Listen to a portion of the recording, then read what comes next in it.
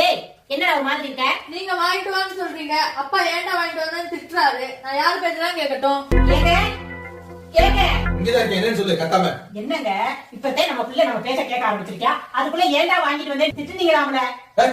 அவன் என்ன வாங்கிட்டு வந்தான்னு தெரியாம நீ வாட்டுக்கு வெவ்வேறு கட்டிக்கிட்டு இருக்க. அதுக்கு ஏன் வாய்க்குள்ள தண்ணி வச்சு வாய் கொப்பிக்கிற மாதிரி காய வச்சிருக்கியே? தங்கம் நீ என்னடி வாங்கிட்டு வந்த சாமி? நான் முட்டை வாங்கிட்டு வந்தேம்மா. பாத்தீங்கன்னா புள்ள குழம்புக்கு முட்டை வாங்கிட்டு வந்திருக்கேன், அவனை பெருமையா பேசாம இப்ப ஏசிக்கிட்டு இருக்கீங்களே. தங்கம் காசு எதிரி கூரட்ட குப்பை. அவன் பரிச்சையில முட்டை வாங்கிட்டு வந்திருக்கேன், அவனை போய் கொஞ்சிக்கிட்டு இருக்க. பரிச்சையில முட்டை வாங்கினேன். நீங்க தானம்மா சொன்னீங்க. என்னன்னு பரிச்சையில முட்டை வாங்கிட்டு சொன்னாரா? 4 பேர் திரும்பி பாக்குற மாதிரி நடந்துக்கணும்னு சொன்னீங்கல்ல. நான் சொன்னேன், அது நான் எங்க சொன்னேன். அதுக்கு சாரு பிரகதீஸ்வரன் முட்டை அப்படின்னு சொல்லி பரிசு பேப்பர் தரும்போது என் கிளாஸ்ல இருக்க எத்தனை பேர் என்ன திரும்பி பார்த்தாங்க தெரியுமா?